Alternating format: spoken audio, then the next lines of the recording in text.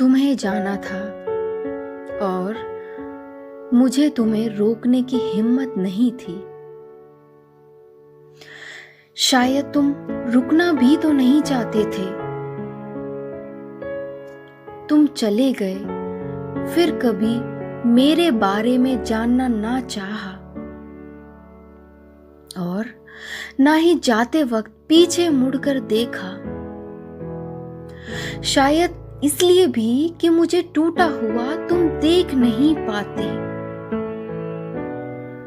आज भी इसी एक बहाने से खुद को बहला लेती हूं, पर सच्चाई तो ये भी है कि हमारे रिश्ते की तरह मेरा ये बहलावा भी झूठ ही है। तुम्हारे जाने से पहले हमारे बीच छाई उस खामोशी में घुटन हो रही थी मुझे। मैं तुम्हारे सीने से लगकर रोना चाहती थी, चीखना चाहती थी कि किसी भी तरह कुछ भी करके तुम्हें रोक लेना चाहती थी बस। पर एक केवल मेरे चाहने से ही क्या होता है। जाते वक्त जब तुमने कहा अच्छा तो मैं चलूं, यकीन मानो दिल चीख रहा था, पर जुबान काम ना कर सकी तब और तुम चले गए।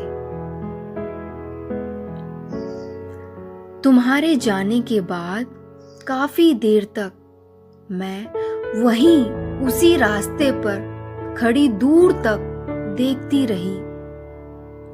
फिर अचानक जैसे नींद से जागी और कदम खुद ब खुद आगे बढ़ गए। सब कुछ शून्य सा था उस वक्त।